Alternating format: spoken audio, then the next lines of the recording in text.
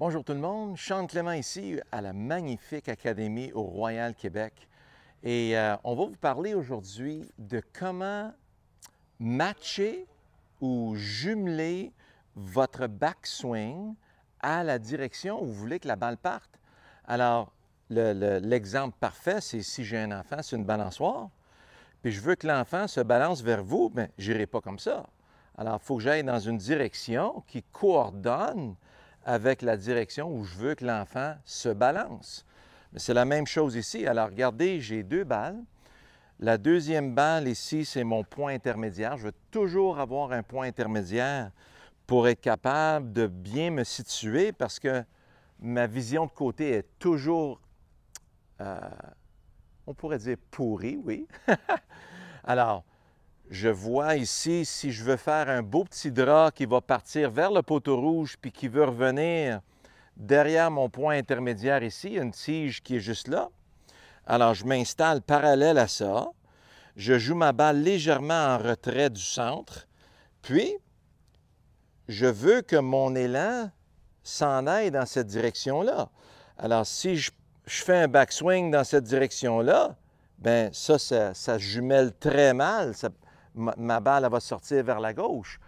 Alors, trop souvent, on se plaint que notre direction de balle, elle ne s'en va pas dans la direction désirée.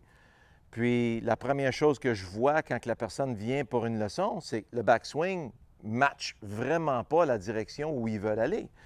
Alors donc, on peut voir ici un beau tracé devant nous. Voyez comment mon club, il fait un bel arc. Un swing de golf, hein, c'est un beau cercle, c'est un bel arc. Si j'ai juste un bras puis je coupe de l'herbe avec un bras, vous voyez que ça fait un beau grand cercle. Puis le centre de ce cercle-là, c'est mon épaule. Si je prends mes deux mains puis je les réunis devant moi, mais le centre de ma machine maintenant est ici entre mes deux clavicules. Quand je vais prendre ma posture de golf, bien, c'est pas un manège, puis c'est pas une grande roue. C'est quelque part entre les deux. Alors, vous allez voir que ça fait un bel arc. Alors, je veux tout simplement diriger l'énergie de mon arc légèrement à droite de mon point intermédiaire. Alors, comme vous voyez, mon tracé s'en va bel et bien à droite du point intermédiaire. Je baisse ça à l'herbe. Je vois ma tige à couper. Je vois le tracé qui se passe devant moi. Puis, je suis tout simplement ce tracé-là. Alors, vous avez vu que ma balle est sortie vers le poteau rouge, puis est revenue exactement sur mon poteau du centre. Alors, si je voulais faire un petit fade, hein, je veux la partir un peu à gauche puis la ramener. Alors, j'ai toujours le même point intermédiaire. Je veux partir ma balle à gauche du point intermédiaire vers le poteau bleu, puis je vais la ramener entre les poteaux ici. Alors donc, je prends mon enlignement. Si je suis mal enligné puis j'essaie d'aller dans cette direction-là, bien, je suis dans mon propre chemin. Si je suis trop à gauche, bien là, il faut que j'aille la porter, la guider.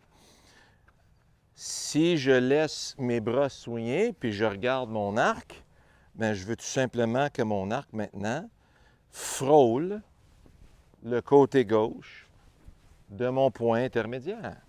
Puis je vois bel et bien que c'est le cas ici. Maintenant, donc, je vois mon arc qui s'en va à gauche du point intermédiaire. Je reste à gauche et je reste à gauche. La balle sort à gauche du point intermédiaire vers le poteau bleu, puis est revenue partiellement entre le poteau bleu puis entre les poteaux. Ça va me mettre sur le verre. On va avoir un beau putt pour le birdie aux alentours d'une vingtaine de pieds. Très, très satisfait. Alors, voyez comment je suis capable de rester avec ma direction quand j'ai un plan de vol A. J'ai un point intermédiaire qui va m'aider à me placer de façon à faciliter mon plan de vol. Hein? Alors, si je reviens à mon drap de tantôt,